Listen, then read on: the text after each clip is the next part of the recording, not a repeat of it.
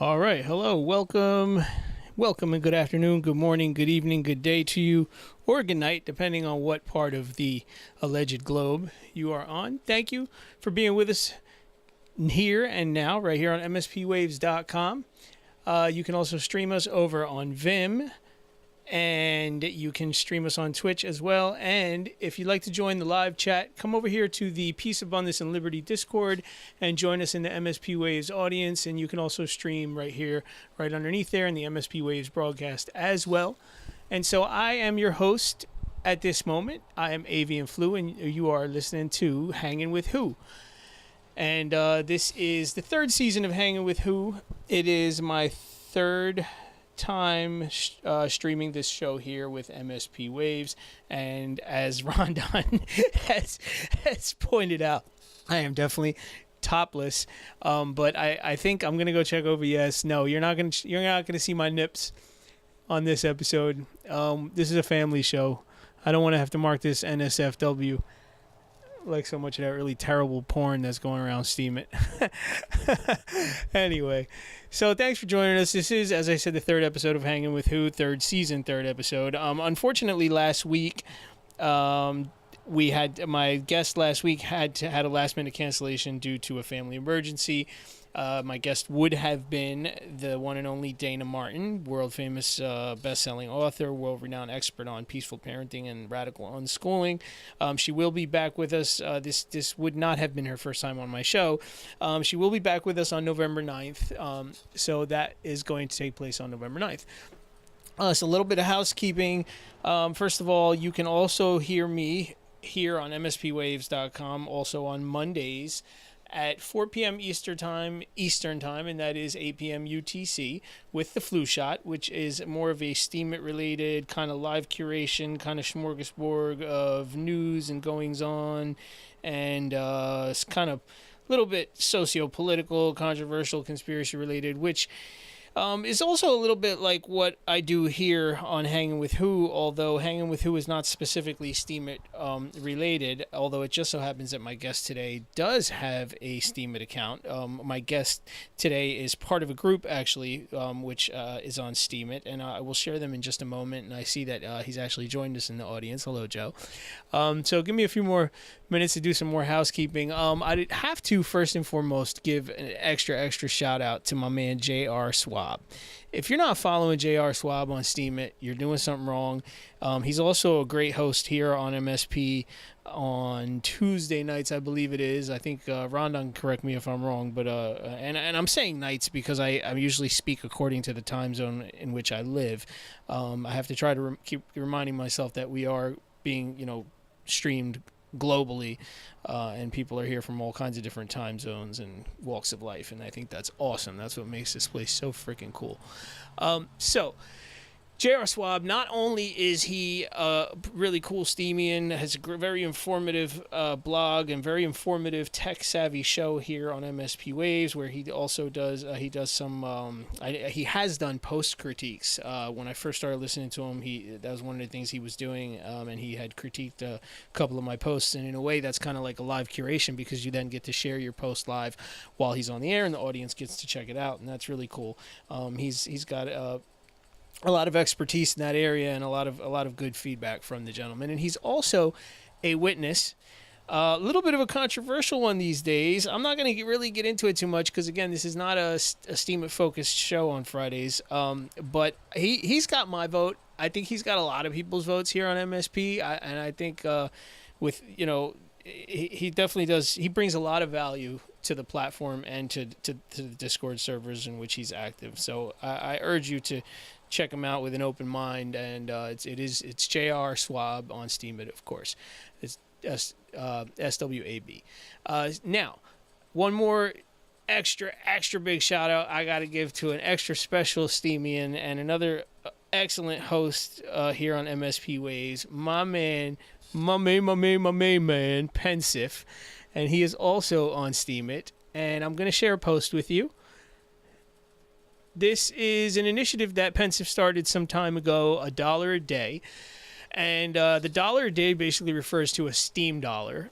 It's a fundraising initiative for different charitable efforts around the planet. I live on the East Coast of the United States, where Steam at this point is worth roughly a US dollar, give or take, and it's been a little bit of a struggle. At one time it was much higher.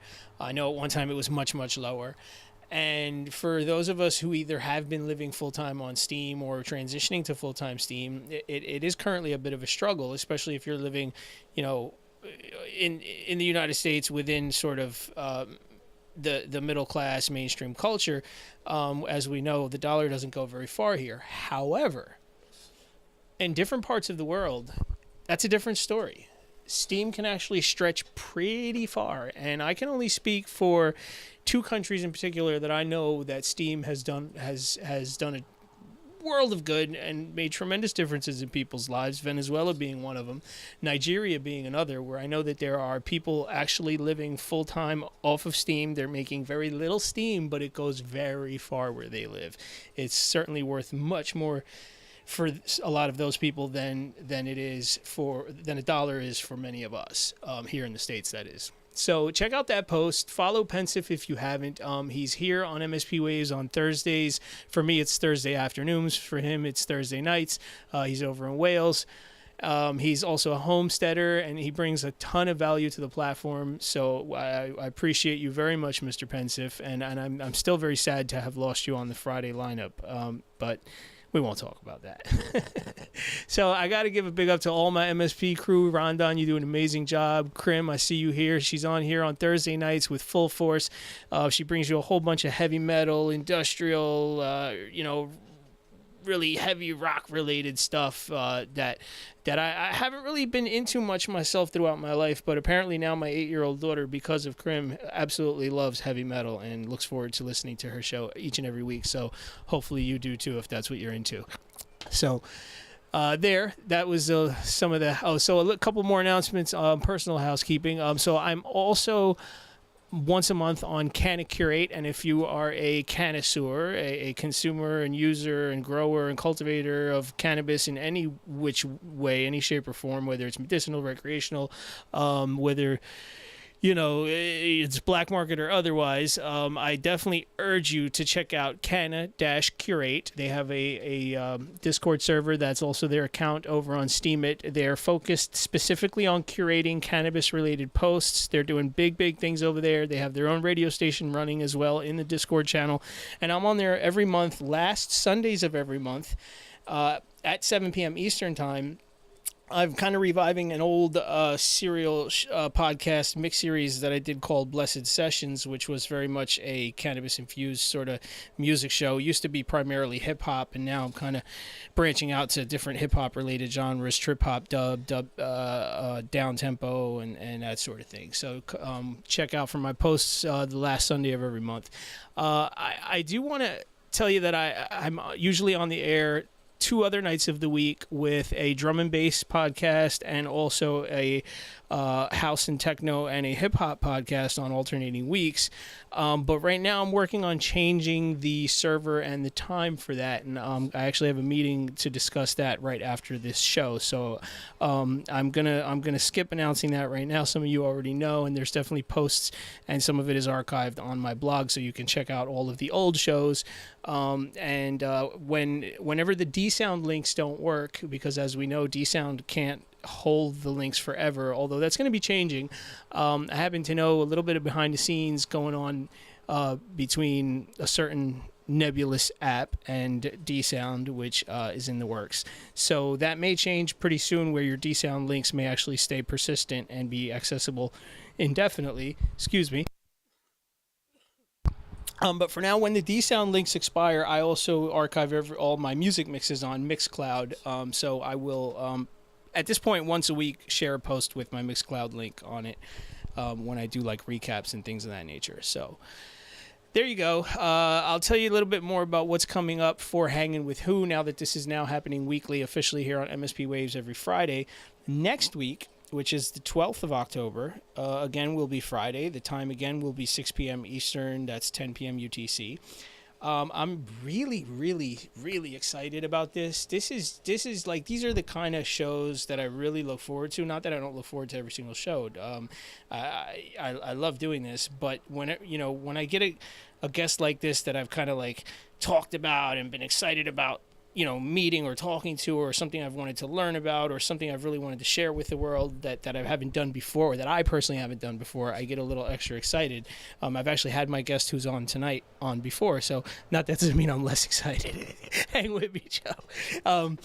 No, but so next Friday, some of you, I don't know what the age range is here. I'm 43 years old. And in 1985, I was 10 years old. And I remember sitting in the living room watching the 6 o'clock news with my family. And I was watching something unfold live. I lived in South Jersey, very close to the city of Philadelphia. So our mainstream channels at the time came from Philadelphia, where they had, all the mainstream networks.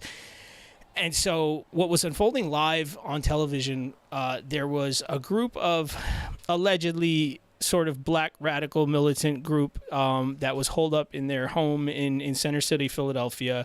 There were some accusations about weapons and things. And so the police flew a helicopter overhead and dropped what was, and I'm telling you, kind of the story the way it was told at the time, because I want to wait till they come on the air to really do it justice and to really like give you the real truth of what happened. I want to kind of give it to you from the perspective.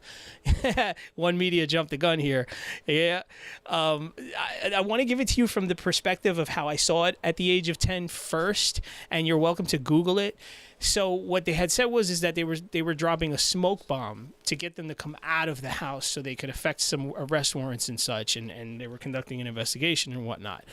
Well, this was quite literally a bomb that went off and actually wound up setting numerous Philadelphia city blocks on fire, ultimately had burned down 62 houses. Almost every single person in the house was killed. One of the names that you may be familiar with, if you know anything about this, and One Media probably does, is Ramona Africa, was one of the survivors. She was a very little girl at the time. She's actually, her health is a little bit failing right now, and there's some fundraisers and things. If you check her out over on Facebook or just do a Google and you want to show some support, you can do that. If you want to wait till next Friday, when I have Mike Africa Jr. and Robert Tony coming on the air with me, who are now currently active members of the Africa Move, and will give us the real inside scoop on what really took place. I happen to have learned a lot more about that over the years, in recent years, having done a lot of my own research. That was actually kind of the first thing that I saw on television that first made me think in my mind that there was something wrong with the government and the police, and that I wasn't being told the truth, and that something, that was kind of like my first 9/11, so to speak, my first false flag, if you will. And it took me, of course, many, many, many years to really put it into proper perspective. Thank you, One Media, for that. If you're not in the chat, One Media just shared a Wikipedia, and I have perused the Wikipedia. I think it's fairly accurate. I do know that Mayor Wilson Goode, as you mentioned, he was the mayor at the time, conducted an investigation and absolutely concluded that there was wrongdoing on the part of the police. There was excessive force and that sort of thing. Again, I'm not going to say much more at this point. They will be on the air with me right here on mspwaves.com next Friday at this very time, 6 p.m. Eastern, 10 p.m. UTC. And so I'm very, very excited about that. I'm really looking forward to that. And definitely, all right, so let's go ahead and get the show on the road, and let me give you a little bit of a scoop on who's coming on the air with me today. This individual is part of a group who has a running podcast and blog outside of Steemit, but they also have a Steemit account, which is at Psy Today. I'm going to, while I'm talking, I'm going to go grab the link. Now, he'll correct me if I'm wrong, or I'll figure it out in a moment. I don't think they're very active on Steemit. They were at one time, but I'm going to share the link with you anyway so that you can follow and keep up if this is what you're into. Yeah, I see your last post was 3 months ago. That's okay. It's quite all right. We'll get you some followers and things today, and we'll get you more excited about Steemit. So, Psy Today, also known as Psychedelics Today, and the website I'm going to share with you as well. While I'm talking here, Psychedelics Today. I've been following them for some time. Very, very informative. And oh no, that's Psychology Today. Joe, if you can open a browser and grab a link for me, that would be awesome. Kind of doing this one-handed here. But we got your Esteemit account there. So last time I had Kyle on the air with me, another member of Psychedelics Today, one of the people who hosts their podcast and does some of the writing, and we had a really great talk. Those of you who've been following me for some time, who've been getting to know me through my blogs and otherwise, know that I'm a huge proponent for psychedelics research, psychedelic medicine, and in essence, I'm very adamantly opposed to the war on drugs altogether. I think that, yes, thank you very much for that, Joe. I'll have you on the air in just one moment. I am very adamantly opposed to the war on drugs. I don't believe it is anyone's right to regulate or legislate or restrict what one puts into their body, other than parents doing that to their children for the sake of health and well-being, of course. Particularly when it comes to psychedelics. I mean, look, I don't want to see everybody running around shooting heroin, but let's look at this scientifically and statistically. Portugal ended the war on drugs, I think 14 years ago, if I'm not mistaken, somewhere between 13 and 15 years ago. So let's say almost a decade and a half. Their rates of drug use and abuse, overdoses, deaths, and STDs, and teenage drug use has plummeted. The last I checked, and this was years ago, it was well over 60% and continuing to drop. And every time they poll the people, they say, we will never go back. We will never, ever go back. They've funneled all their resources and all their funding into education and treatment. And the fact is that when you let people be free and happy, very often they don't need drugs. I mean, have you ever, I'm a longtime cannabis user. I had a pretty on and off troubled childhood. I'm going to say on and off because it wasn't all bad. And then later on and off troubled adulthood. Things that's, and I'm not saying my life was any better or worse than anybody else. This isn't a pissing contest, but, everything's relative according to your own experiences. I have struggled with PTSD now for about a decade and a half. And I have to say that, albeit a lot of my substance use has been illicit over the years, things, particularly psychedelics and stimulants and cannabis, have done a world of good for me on many occasions. I've also seen them do some bad things to people. Certainly a lot less than I've seen them do good things for people. But nonetheless, the way I've described how I feel about the war on drugs is, and I've said this, I think I've said this on the air before, is look, no one is going to pull over an individual that's driving a car that's extremely obese, having heart problems, breathing problems, smoking a cigarette, eating McDonald's, has their kids in the back of the car with, and feeding them high fructose corn syrup and MSG and all kinds of GMO foods and letting them get cancer and get obese. And that's perfectly legal. That's perfectly fine. You can give your kids all the high fructose corn syrup in the world that to your heart, that's your heart's desire. But the second you yourself smoke a little pot, and obviously this is changing in many states, but nonetheless, federally it's still illegal. It all of a sudden it becomes somebody's business who has a badge and a gun and can actually kill you for it if they really want to. I mean, maybe that doesn't happen as often. But we can. That's not what we're here to discuss. We are here today to talk about, and I think in a little bit more of a positive light at this point. So I want to bring on today my man Joe Moore from Psychedelics Today. Hello, Joe. Are you with us? All right. I'm going to bring your mic down a little bit. You're a little hot on my end. So if you could say hello for us and maybe give us a little introduction, and I'll work on your volume as you do that.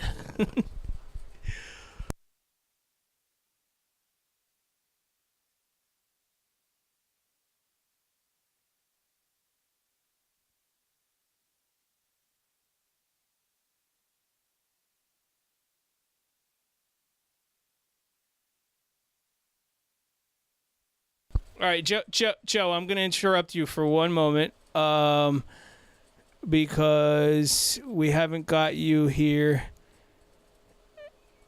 Audio input. Let me just make sure that I've got you routed correctly. All right, can everybody hear him now?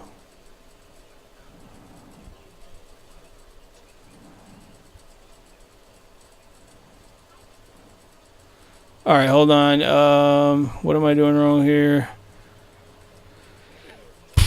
So yeah, Rondon's gonna yell at me now and be like, "This is why I like to do a sound check with both of yous." I've got my desktop audio running. No, it's not you. I can assure you, it's not you. Yeah, because if I can hear you, give me a test. Damn it. Uh.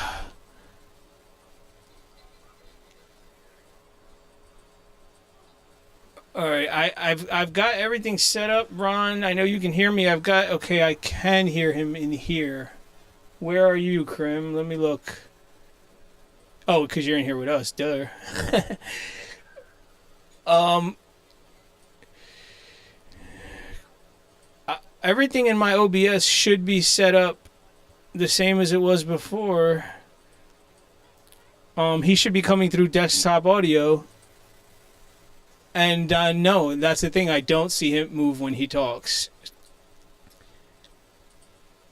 I don't see it, Ron. My audio's moving just fine.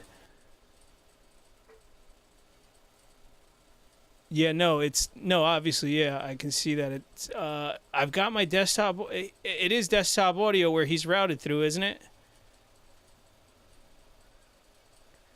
Properties and select your output device. Yeah.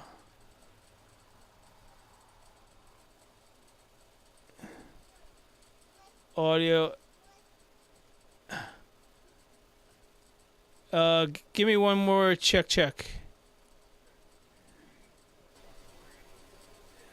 Check. No, that's me. Check. Ugh. Go to. I don't know why this happened. I have didn't. I. Go ahead. I hear you.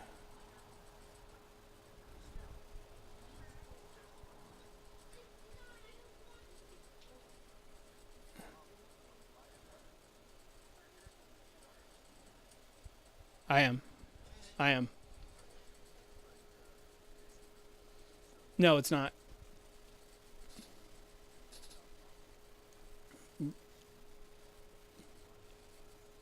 Properties. Select the device. And that. Go ahead.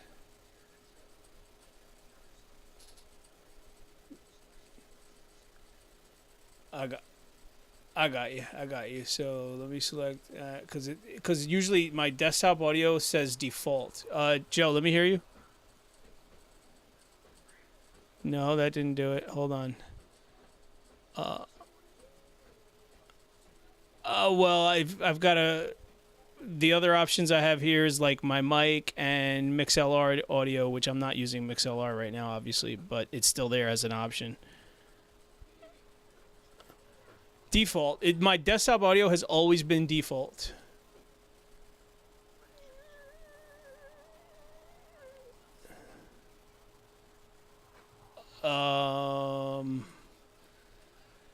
It's showing me my mic. It's showing me the speakers, which my headphones are plugged into. Okay. And then click OK. Hopefully Oh, you can hear me now. I see you. And okay, Joe, let me hear you. Check, 1, 2, 3. Yes. That should have done it. Cool. Okay. My bad, everybody. All right, Ron, thank you very much. And Krim, thank you so much. All right, we'll get live radio right here on mspwaves.com, everyone. So let's rewind and go back to the top. I know that they heard my spiel at the top. So now that you're here with us, Joe, from Psychedelics Today, if you will, go ahead and take it back to the top for us. Great, absolutely. So you can find us at psychedelicstoday.com, and we're all over the place on socials. Steam it. I really want to dig in more on Steam it. We're really excited about it. And I had no idea there was such a vibrant community. So excited. So thank you for sharing that with me. So Psychedelics today is about 2.5 years old, slightly older than that now. Founded by Kyle Buller and myself, Joe Moore. Um, we had a mutual connection through the holotropic breathwork world. If any of you are not familiar with that, we'll get into that probably later, but it's a way to do psychedelic states and healing drug-free, just through breathing and music and group.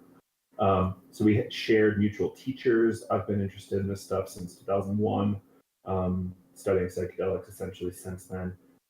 My co-host Kyle is a bunch younger than me, but we still share the same teachers. He did a transpersonal psych degree and is now studying somatic clinical health, mental health, and somatic psychology, so body psych. And we're taking two different approaches. And there's not too many psychedelic shows out there with two hosts. I think we might be the only one. And as a result, we're able to get a more well-rounded picture of what's going on in the psychedelic space than the others are.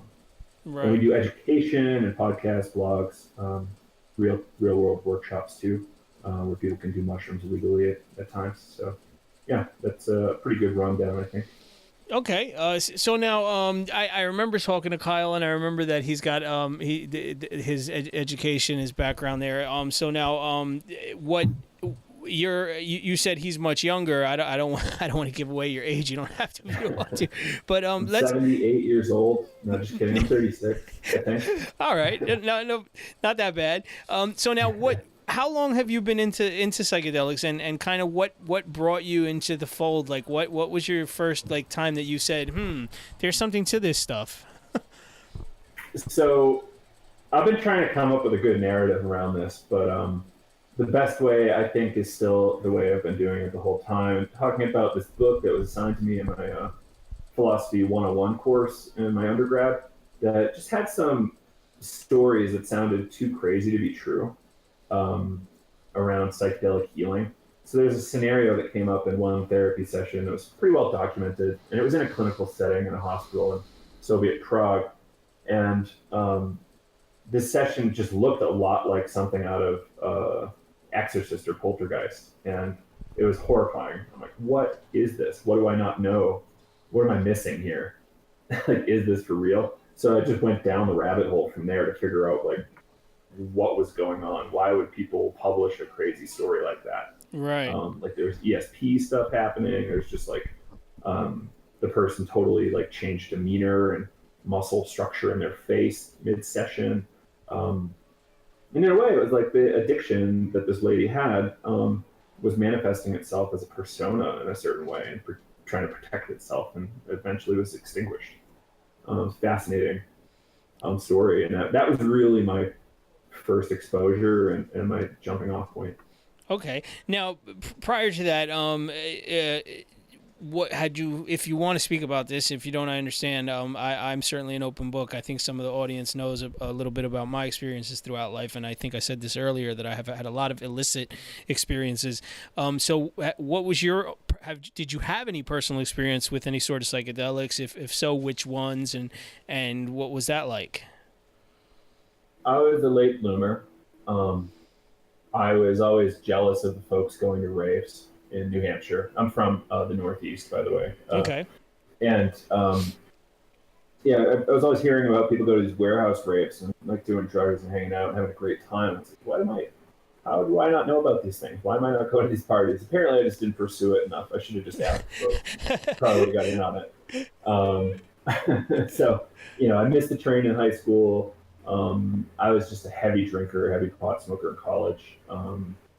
And that kind of carried over after college too, but I was really interested in Eastern philosophy and mysticism. So it was kind of almost there, just not going through the door. Right. And, it took some fairly serious things to happen to me before I tried psychedelics. I did a lot of breath work from 2003 on, and probably about 2007, 2008, I tried ayahuasca for the first time, and it was outrageously powerful.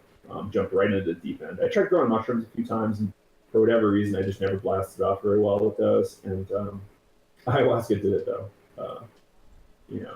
Now this was ayahuasca, not DMT, which is the same thing, Yeah. but you didn't smoke DMT like the way we do here in the States. You drank the mixture, the concoction. Exactly. Also domestically, illegally. Okay. and I'll just say in the northeast of the U.S. Yeah. And it was extraordinary, facilitated by an Amazonian shaman. Not speaking English at all, but still felt really comfortable with that guy running the show. And yeah, it was fascinating. And yeah, it's orally active. So ayahuasca is DMT plus a thing called an MAOI, or a monoamine oxidase inhibitor, which is a thing in your body, MAOs, that digest DMT really quickly. Right. And this just lets DMT play in your body for hours as opposed to 5 minutes. Right. There's ways around that smoke too, by the way, but you don't have to go there. Yeah, and I'm aware. We're not giving out that much information on the show. This isn't the Anarchist Cookbook here. Now, how involved have you been since either before or since starting Psychedelics Today with sort of what's happening in the United States now? I mean, we're primarily legalizing cannabis, but MDMA is now, last I checked, stage 3 clinical trials, FDA approved for PTSD. I know ketamine is being used in many states for depression, and last I checked, Colorado is pretty close to legalizing psilocybin mushrooms, which to me is very hit or miss. But I know that there are a lot of people like you and Kyle both have an academic background, and very often those of us in academia, I do as well, tend to get involved in the legislative process to some extent. So, how involved have you been in that?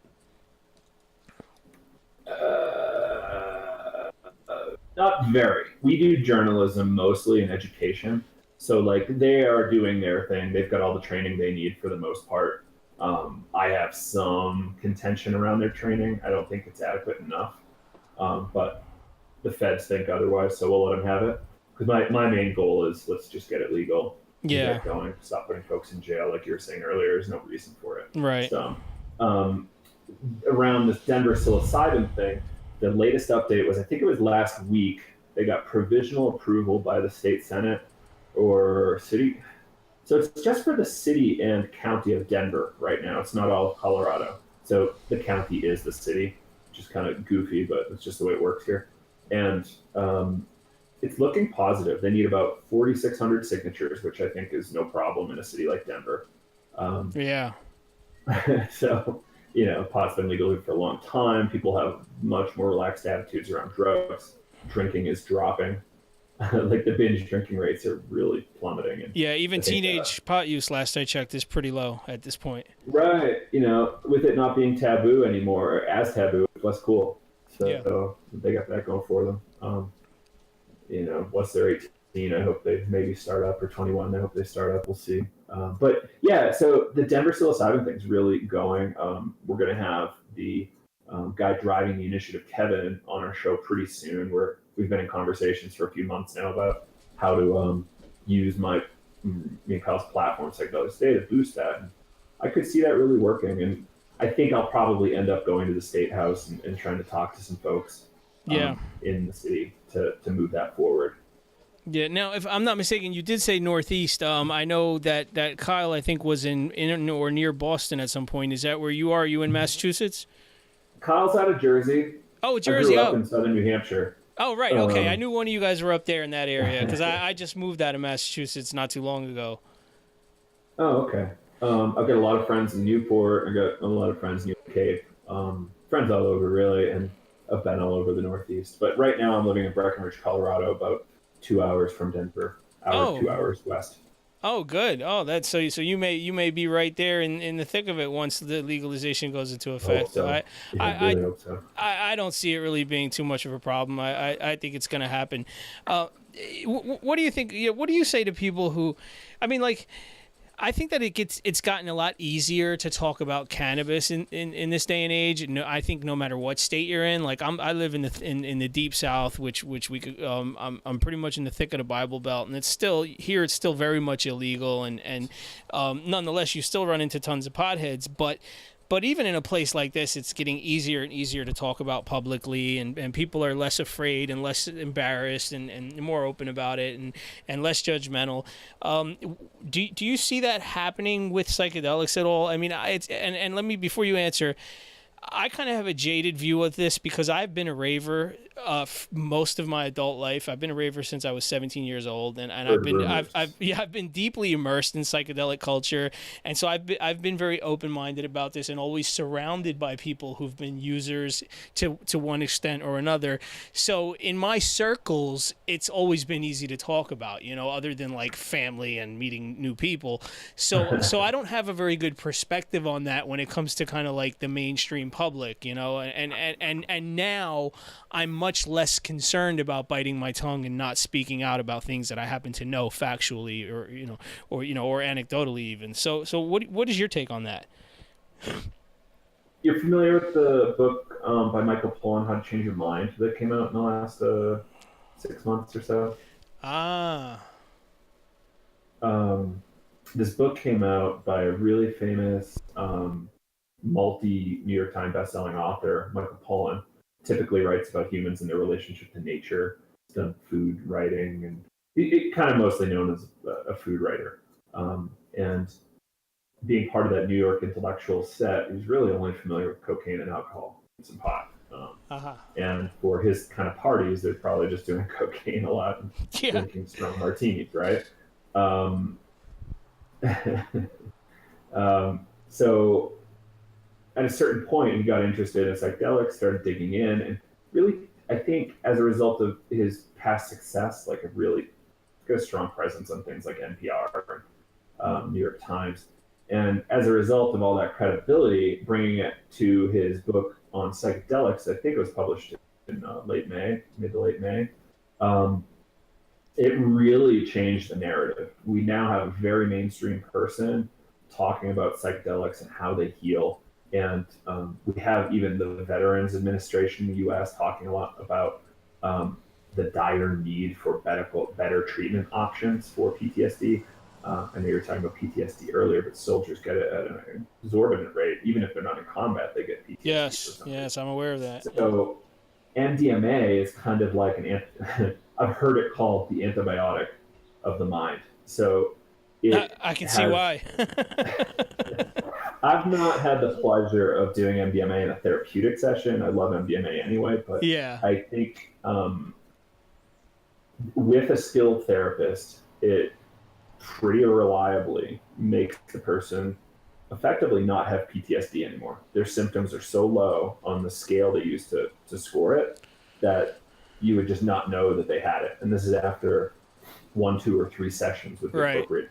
It's not like they have to do psychiatric meds for the next 30 years until they're dead. It's like, a couple things, and then maybe you're fixed for 5 years plus. Right. And that's what we're seeing. Extraordinary turnaround. Right.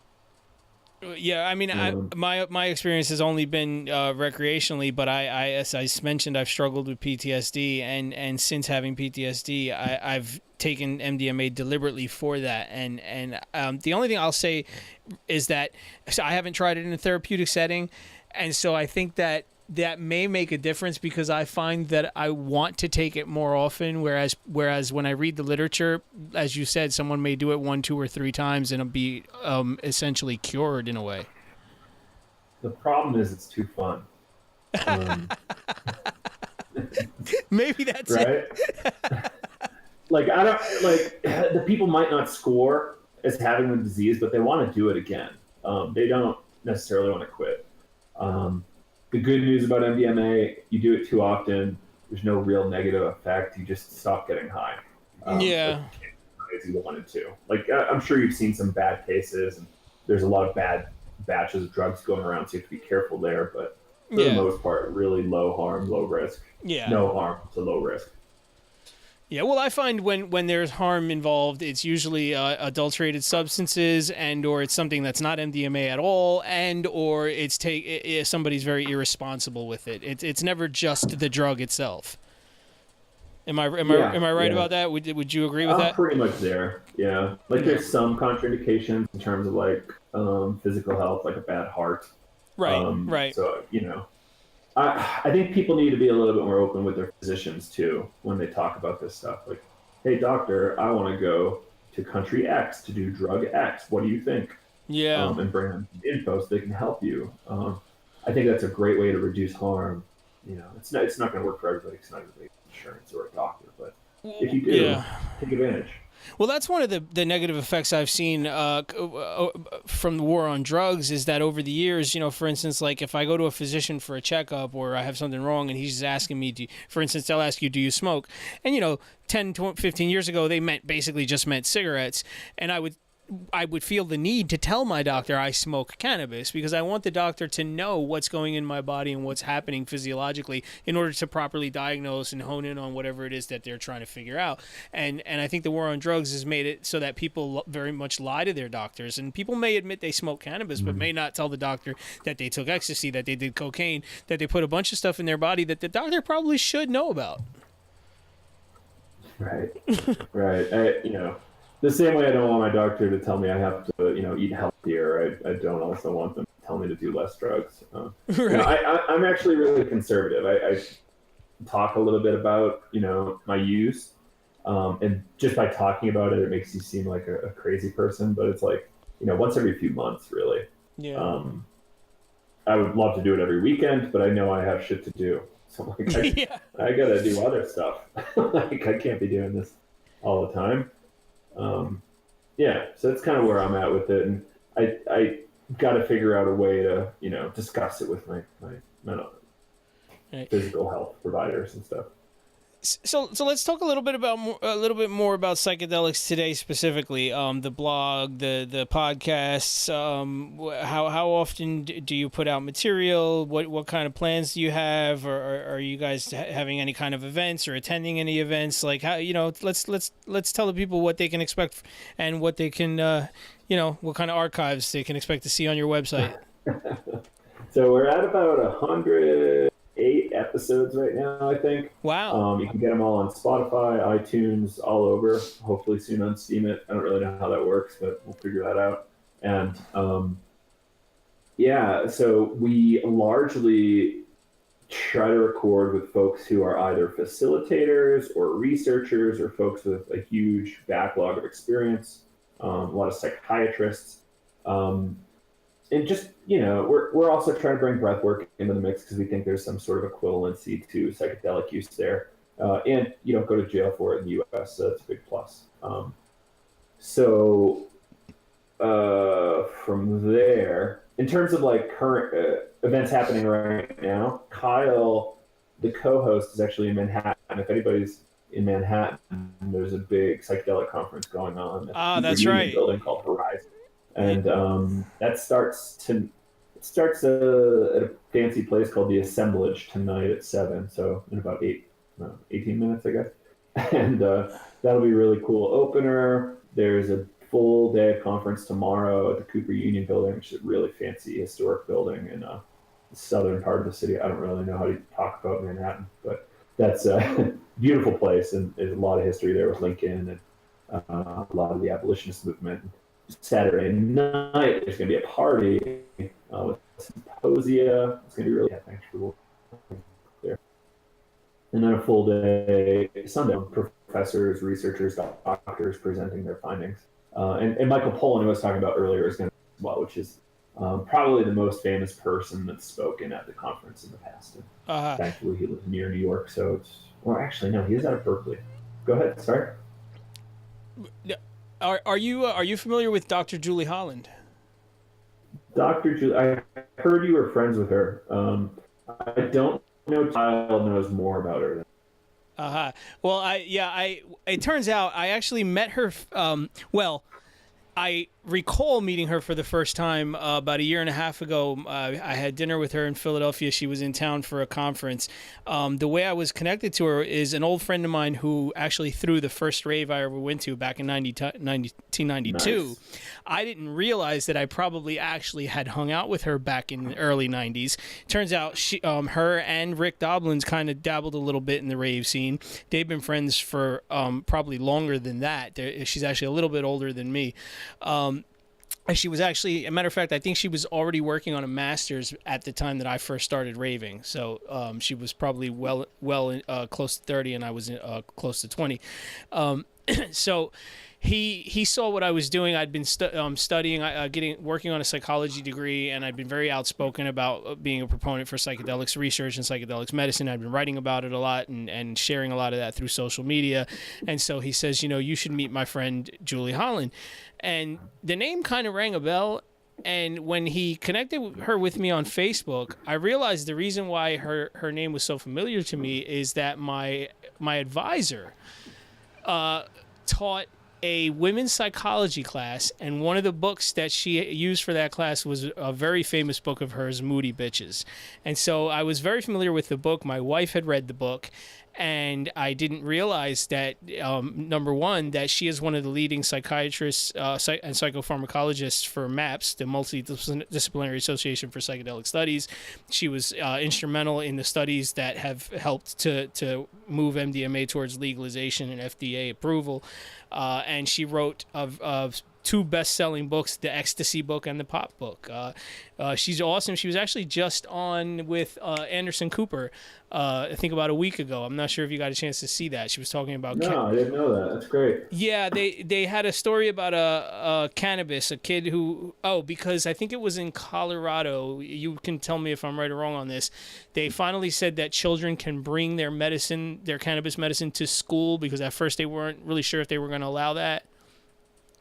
So yeah, I don't know too much about that. I do know a kid that goes home on lunch break and smokes weed and goes back to school. It's well, amazing. Yeah. So Anderson Cooper had kind of had a piece on this because it was very controversial for a while, and they finally said, well, these kids who have like serious seizures who need to take this medication, which quite literally stops the seizures like in a moment, have to be allowed to bring it to school. And so she's been called in as an expert on television like ever since the 90s. As a matter of fact, her first time on television was a show about the rave scene and people taking ecstasy, and she was called in as an expert at the time. So yeah, I think that that's somebody that Psychedelics Today may want to get on the podcast. I've been trying to get her. Love it. Yeah, I've been trying to get her on here, but she's actually working on another book. So she every time I hit her up, she's still in the middle of working on the book, but she is gonna do it at some point. She's promised. Cool. Now, what do you know about the Psychedemia conference that took place at Yale University? I heard. So I only know about Psychedemia from, I think it was around 2014, 2015 at UMass Amherst. I was unaware that there was an event at Yale. Oh, not Yale. I have to correct myself. UPenn. Huh. UPenn Psychedemia? Yes. What year was it? I'm going to look it up while we're talking. 2012. I don't know much about that. I was really active in the Reality Sandwich Evolver space around those years. I was coordinating a lot of psychedelic events in Boston, and when I moved out to Colorado and Boulder. So I was not too aware of what was going on in the East outside of my circles, just because I was too busy. Okay. But this looks like a fun event. Yeah, Dr. Julie Holland actually spoke there as well. There's a great video on YouTube of her lecture where she actually breaks down and starts crying at some point. Well, it's an emotional topic. Like, we have to really understand that people have a lot invested here. Like, they've put their careers at extraordinary risk. Like, you could just totally lose your career for being interested in this. And, if you're a graduate student, like, this is what you want to research, you might, get delayed a few years or like. Oh, it freaked my advisors out, that's for sure. Right, it's crazy, right? And then, for instance, if you wanted to be providing therapy, and then you started providing therapy in a research setting, you get to see this extraordinary healing, and then you go look like what your practice used to look like as a therapist, and go, why the hell am I not able to give this to everybody? I see how important these changes are to my patients, and why am I letting my other patients suffer for years and years and years? And you kind of get sad about that. Yeah. It really sucks to just not be providing the best care you can based on laws. I guess kind of why politicians really need a lot more science education. Hopefully that happens. I doubt it will, but maybe. Well, I don't know the political climate these days. They don't seem very. Most of them don't seem very open minded. Not at the federal level anyway. We're we may be a ways off. I mean, unless the FDA goes full steam ahead with MDMA and psilocybin. But see, I think I mentioned earlier, like I don't even really like the idea of government agencies regulating it. You know, I understand that there's some minor safety concerns, and I don't think that people should just kind of be willy-nilly running around doing drugs all they want. But I also know from things, for instance, the example that Portugal is set and a couple other places around the world, that people won't do that.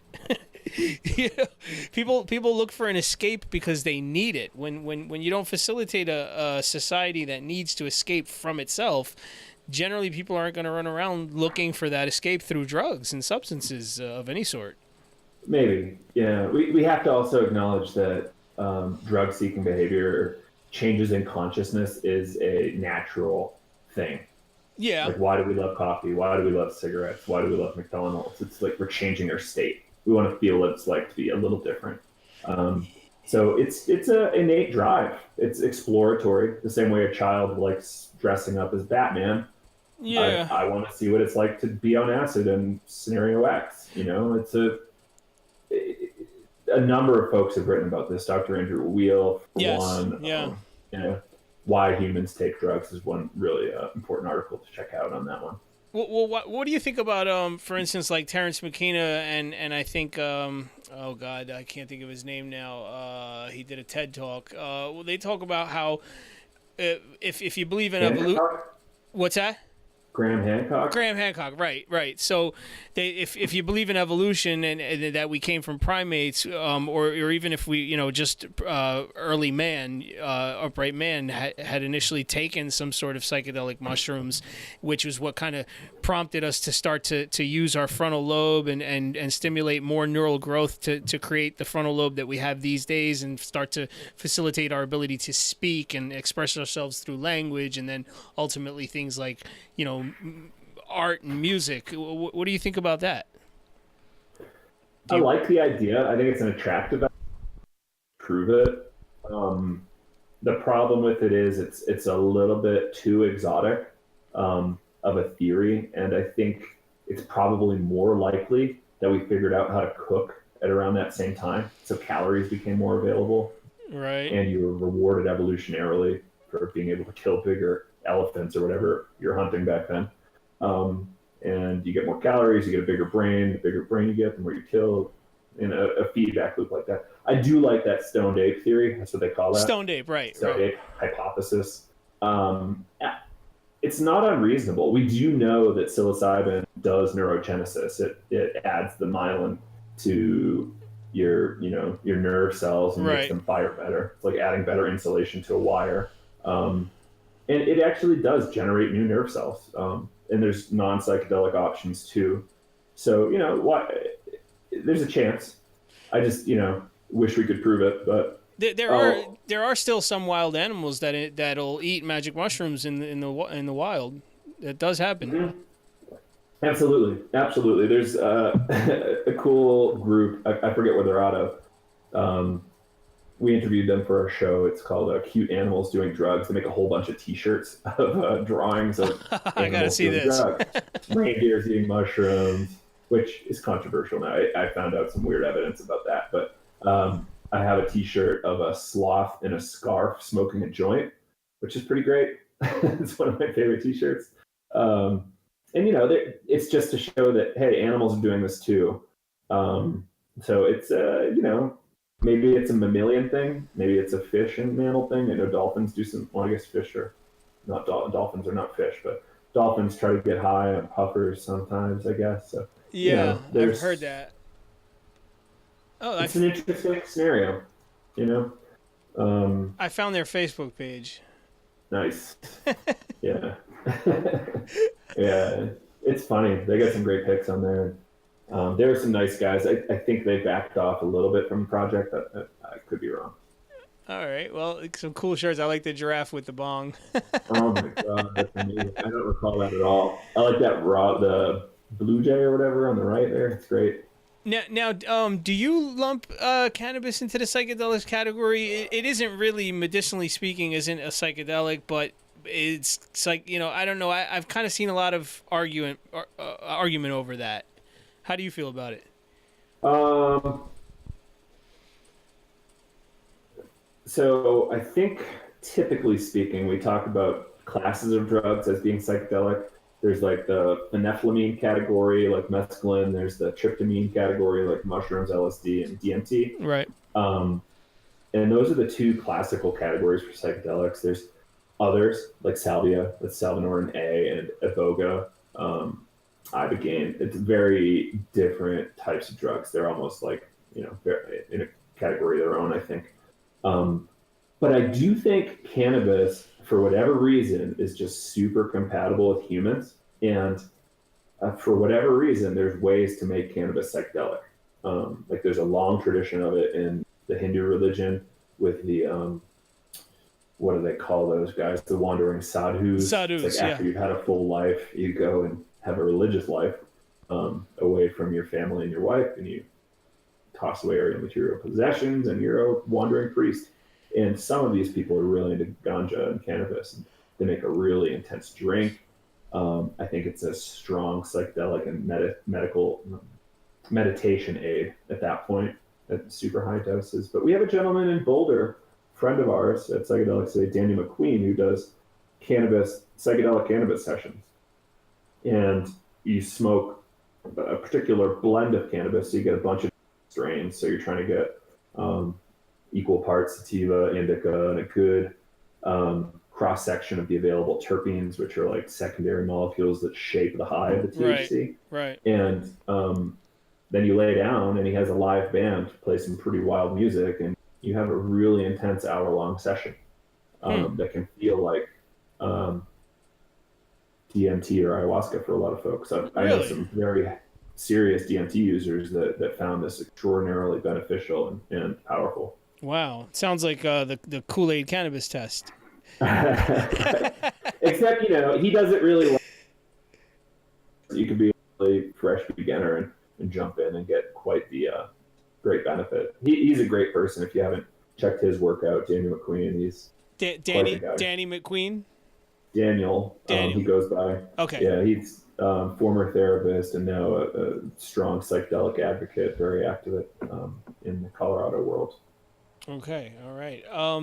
I'm gonna ask the audience while we're kind of chit chatting if they can come up with some questions and things. We've still got some time left. Definitely no rush here, unless you have unless you've got to rush off. But I'd like to keep you on a little bit longer, and kind of I don't know.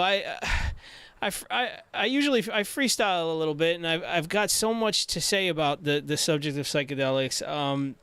Let's talk about DMT for a moment. You said you drank ayahuasca. Now, my only experience has been smoking it. I used to get my hands on some pretty good stuff. I knew the guy that was making it. I actually watched him make it a couple times from Mimosa hostilis root bark, and this was the first time I tried it. I'd read about it for so many years, and now there wasn't much for me to read until recently about smoking DMT. Mostly what I'd read about was ayahuasca, people leaving the country to go do this with the shamans and, in the Amazon and such. And I think in Mexico they do it as well. And actually I think in the United States there is a Church of Ayahuasca, which kind of loosely gets away with it in certain states. So I had some preconceptions about what to expect, and I certainly listened to Terrence McKenna over and over again for many years before I ever got my hands on it. And so I first was diagnosed with PTSD in 2005. From 2005 till I'd say about late 2008, I really didn't do much of anything. I took MDMA once on one of my birthdays, and I did continue to smoke a lot of cannabis, which it helped, but I didn't know much about medicinal cannabis use yet, and was basically smoking it with the intention to just get high, and wasn't getting my hands on the kind of strains that I get these days. I wasn't meeting people that were quite as knowledgeable and savvy and cultivating the kind of strains that you see today. So the first time I got my hands on DMT what an experience. You know, I'll admit that when I went into it, I was taking psychedelics recreationally for a little bit, and although they did have some benefit and some therapeutic effect, that wasn't my intention. That was just something I kind of noted on the side. And I did have some of the textbook experiences, and I have to question to this day whether or not that was something that was sort of put in my head by Terrence McKenna. And one of the, do you know who Schultes? I imagine you're familiar with was Sure. Yeah. Yep. So for the audience, it's Richard Evans Schultes, right?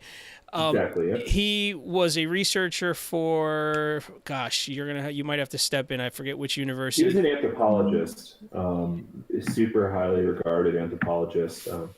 Dennis McKenna was in conversations with him. Folks like Wade Davis, who's currently National Geographic Explorer resident, studied under him. He had buckets of peyote right outside his door for students to grab for field research purposes. This is before anything was scheduled, so it's wide open. I believe he was at Harvard. Harvard, yeah. I'm pretty sure. Yeah, I'm going to look it up while we're talking here, but I'm pretty sure it was Harvard. That was what I was trying to remember.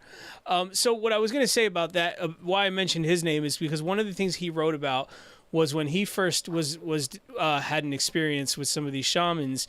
He said that he did not have a lot of the same visions that the indigenous people had. He didn't see like these mystical creatures, and he didn't commune with animals in the wild, and he felt that the reason why is because that wasn't his culture. It wasn't the way he was raised. Those weren't ideas that were put into his mind. So he went at it because if later on in life, he wasn't really a huge proponent. He wasn't against it. He didn't support the war on drugs, I don't think, but he didn't really pursue it much in his later years in life, and didn't really push it. He had a very academic, scientific mindset, not of a kind of spiritual mindset. And so I have to question if my experience was because that's the experience I wanted. That's the experience I was looking for. Nonetheless, when I got through the actual psychedelic part of it, the visualizations, the talking to the ducks and the rabbits in the park there, where I was sitting on a big rock and seeing the elves and the gnomes in the trees and all that, and as I sort of came down and had this afterglow, I couldn't help but notice that there were a lot of things that happening throughout my body. I dealt with some serious back pain for years. I had an injury when I was about 21 years old, and this was many years later. And the PTSD and all these different things that I noticed for many months later, that things kind of started to correct themselves in my mind and body. And I have to this day, I wrote a lot about this. I attribute this to a couple of DMT experiences. And now you experienced ayahuasca, and I'm kind of curious to get your take on that. Well, I'm going to figure out how to frame it real quick. Okay, so psychedelics are, to me, there's a lot of similarities between them. I've always been taught, feel free to throw in questions too. So I've always been taught that psychedelics are merely a trigger for something that's already available within inside you. This is all you. It's not like there's a message encoded on an individual molecule that makes your body do X, Y, Z. So I think there's a lot of setting, cultural baggage, myths, stories, relationships, everything that's preceded you goes into your session with you. You're mad at somebody, an old lady, for going a little too slow on the highway on your way to your session. All of a sudden that's coming up and you're mad about the old lady. She turns into the devil.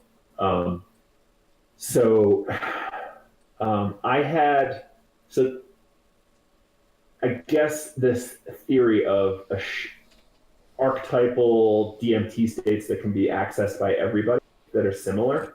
Like there's these entities that folks talk about. I didn't really get the entities. I had one entity. It felt like 45D reptilian alien coming over me and doing this body scan, and based on my years of exposure to funky conspiracy stuff and the X-Files and all this other shit that I love, it horrified me. I was positive I was going to lose my soul. Wow. Which is weird. I thought it was all over. It was ball game. I was going to, standard psychedelic stuff, which is scary. You can feel like you're dying on psychedelics. It's kind of common. So it was like 20, 30 minutes of sheer terror for me. And then it turned into the most beautiful and intense, one of the most beautiful and intense things I've ever done, or experiences I've ever had.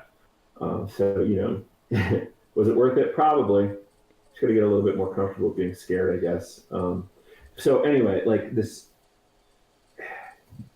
that's one of the hardest questions you probably could have asked me. Because on one hand, I do believe it's from humans, but I also have this metaphysic where I think everything's kind of shared. Like we always have access to everything.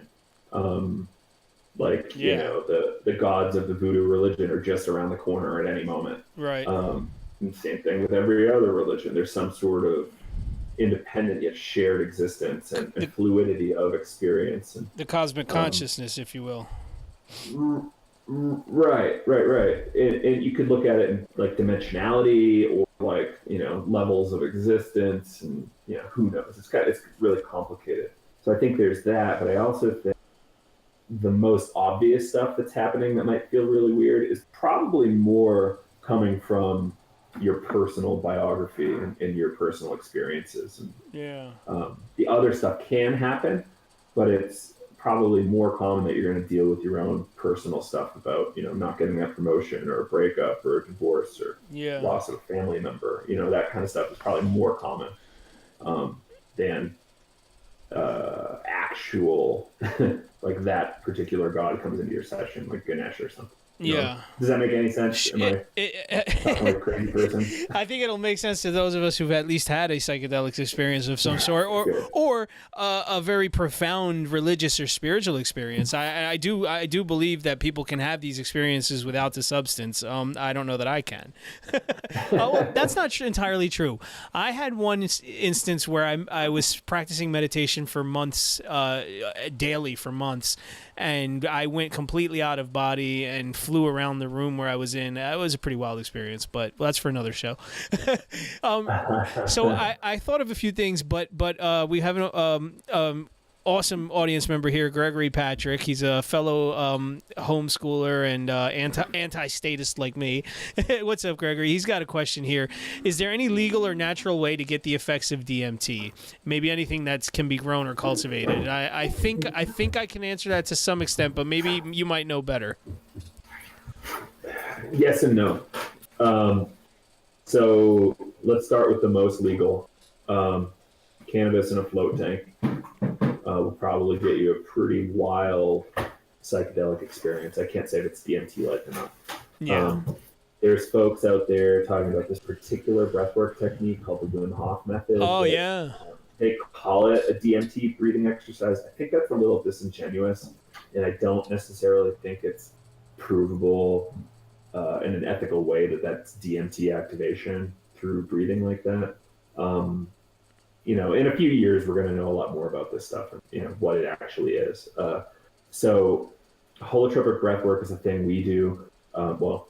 We were trained in holotropic breathwork. What we do, we call it transpersonal breathwork, dream shadow transpersonal breathwork to harken back to our teachers. It's nearly identical to holotropic breathwork. So you're doing rapid breathing, laying down with some evocative music, think tribal, without English words or your native language.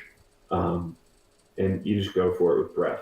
It's dangerous to do on your own because you could have a situation come up that you can't handle and might put you in a compromising scenario, could get you hurt or arrested or embarrassed. So please be careful with that. If you're going to do, maybe only do it for 5 to 10 minutes at a time, not the full 3 hours that we typically do. Wow. And I've had some extraordinarily powerful experiences. Same with Kyle.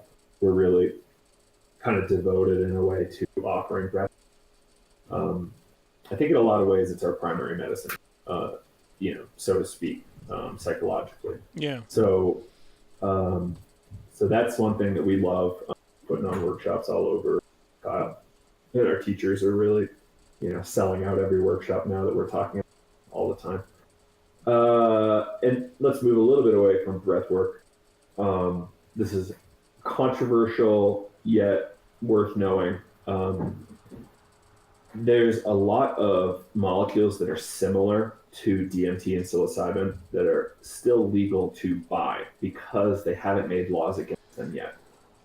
There's this fascinating concept or science, chemistry, and through chemistry you can modify molecules and make new novel molecules that haven't really existed before. And up until now, we've had protection, legal protection in a sense, by this set of laws. Like they tried to call it the and some really powerful chemists were like, no, you can't just call something substantially similar and make it illegal, because that was the press they were trying to do. But based on the new supposed opiate crisis that may or may not be getting abortion, they're trying to make it happen again. So this could put an end to what they're calling research chemicals. So there's stuff like 4-ACO-DMT, right, which is substantially similar, from a user perspective to psilocybin. And right. you can definitely get that out there on the internet. I believe it's legal. You just got to kind of do some legwork and dig up, what are research chemicals that aren't scheduled yet. Yeah. Realistically, though, growing mushrooms is pretty easy, and it's kind of hard to get caught unless you're being an idiot. It's legal to buy the spores. The spores are perfectly legal. You can order them online in any state. Maybe not any state, but most of them. There's a couple states where it's illegal, yeah. Yeah. So, it's easy to Google, yeah. Yeah, so, check that out. If that's what you want to do, cool. Be careful. We made a class to protect folks a little bit. Like we were nervous about the way people were doing drugs. I'm sure you've seen some really intense stuff go down at a rave. Oh, I have. So yeah, like people make bad decisions pretty regularly, and we developed this class to keep people out of jail and hospitals as much as possible, and to hopefully get something beneficial from your psychedelic experience. Oh, good. It's called Navigating Psychedelics. It's very comprehensive, and we've had a number of psychiatrists and nurses and regular doctors take it, and even regular civilians take it, and everybody's been very impressed and thankful for us putting together this cohesive. I saw you post class. that recently. Yeah, I'm going to share the link if I can dig it up real quick, so go on. Yeah, we should probably get you a free seat to it for having both of us. So you can get even more spun up on the subject, even though you probably know plenty. Yeah, we did a master class with a bunch, I think 10 or 12 different experts and different sub aspects of the field, and you get all sorts of different sub areas of psych. Choose an ayahuasca person. How do you do psychedelic integration, which is this like aftercare that you need to do to land appropriately and be able to perform perhaps better as a human than you did before. Your system gets pretty disrupted, so you have to kind of get your shit together a little bit after. And that's kind of, we cover that quite a bit. And we do a whole thing on like how to be safe, how to know what you're doing, how to prepare for your session, how to do your session, how to land appropriately from your session, all that kind of stuff. And, right. It's pretty long, but it's all pre-recorded. You can do it at your own pace. And we just launched yesterday our first class of a live version we're doing through October. So we're doing like 90-minute classes on Thursday nights with our students for that. And it's kind of like a special offer that kind of isn't for sale anymore. Just we don't have anything on the calendar yet for the next one. So that's really fun to work with people directly as they engage in their learning and exploration. That's great. I want to share with the audience too a resource that I absolutely love. I'm sure you're very familiar with Arrowid. Mm-hmm. Yeah, I know. So I'm going to just type it in here. You all can Google it. It's arrowid.org, I believe it is. I know that they actually some of the people who who run Arrowhead and do some of the writing are have scholarly academic credentials, and they were also very involved with the Psychedemia conference at UPenn back in 2012. I find it to be extremely resourceful. They share a lot about safety and harm reduction, proper dosing, and a lot of trip reports, which I think is important. I think that's definitely a big part of, especially for newcomers who are looking to try it out. One of the advantages, I think, this is something that I don't think I've spoken about much, but just kind of popped in my mind. You know, when I went to a rave for the first time in 1992 and popped a half a hit of acid with a friend of mine, we knew nothing. You know, we had no Wikipedia, Arrowhead, and Psychedelics Today. There was absolutely nothing other than just Nobody say. told you what to expect. Oh, they told us just say no. Right. They said, don't you dare, just say no. And so I think that kids today have a tremendous advantage where, they can do days, weeks, and months worth of research and go about it and not make as many stupid decisions as I've seen ravers make over the years. And I think I've seen things get better. People still do stupid things, but you've got Dance Safe out there that tests substances and very often reports on the internet when something is found to be adulterated in a particular region, puts out a lot of warnings. So I do think that it's definitely getting better. There's organizations like the Zendo Project. I know you're familiar with them, yeah? Oh, yeah. There's a sub-project of... I think we lost you for a second. You there? Got me back? Yeah. Sub-project of... MAPS. Yes. Multidisciplinary Association of Psychedelic Studies, yeah. That's a hard word to say. I always get tongue-tied. Multidisciplinary Association for Psychedelic Studies. Nailed it. All right, so let me see. I want to talk about one that's kind of close to my heart that I personally have had a lot of experience with, and I think it's an important one to talk about because it, especially now that the Grateful Dead is touring as Dead and Company with John Mayer, I feel like it's kind of making the rounds now. I don't want to say more, well, maybe more so than it did years ago. So obviously you know what I'm going to say. Lysergic acid diethylamide 25, better known as LSD or acid.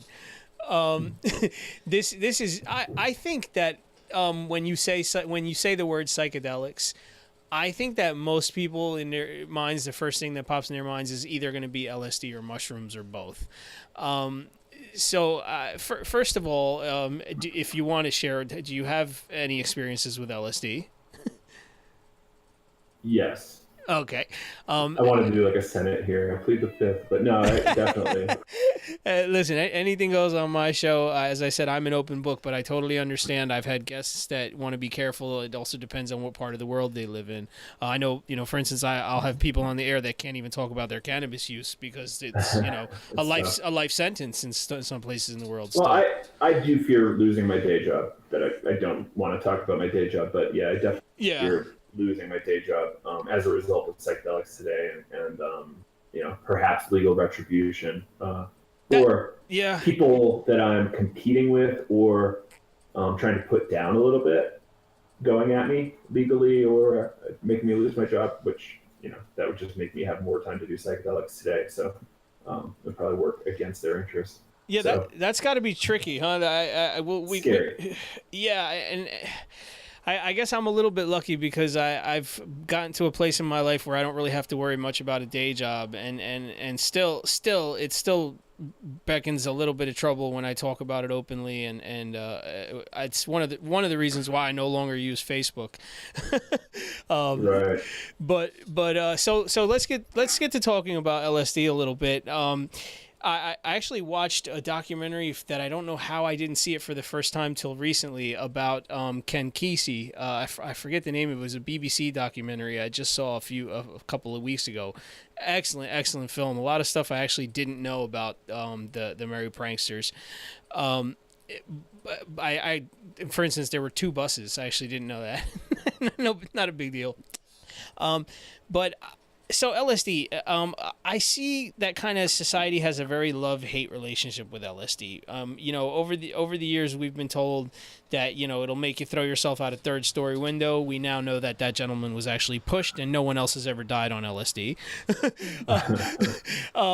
We now know that it's an absolute textbook fact that the CIA and other government agencies experimented. The British government did as well with LSD on soldiers and other unsuspecting people, and some good things came out of it and a lot of bad things came out of it.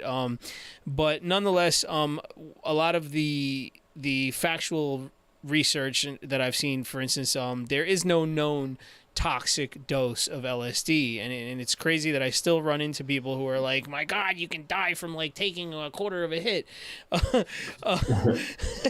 And I will admit that out of all the illicit substances that I've had experience with, other than the older I get, the less I want to take stimulants because of my heart, LSD has been the scariest one. And it's not really because I've had some horrible experiences myself, although I've seen some, and I've actually have had a bad trip at one point in my life. It's just the most intense. It's the most powerful one, I think. That tends to be the consensus when I talk to people about psychedelics, when people who speak openly about it. And it's the only one that I've always felt some sort of apprehension. Like when I decide, like, okay, this weekend or tomorrow night or tonight, I'm going to take some acid and at a rave or just with a friend or whatever, for whatever the setting may be, there's always like at least a little bit of anxiety and apprehension. So I'm wondering, I want to hear you talk about LSD. I don't get to hear many experts kind of talk about this as openly as you and your partner have done. So I'm very interested to hear to hear your opinions and expertise. All right. So drugs are not risk or harm free always. LSD does carry some baggage, but it's really safe for the most part, especially if it's actually LSD. Right. There's practice this. There's ways to test dance safe cells kits, and you can test for all these things to make sure you know what the drug is that you're putting in your body, which is important. Yeah. Certainty in what you're consuming is huge. So there's been reports in the last 6 months of fentanyl being put on blotter paper, which is probably the most common delivery method for acid.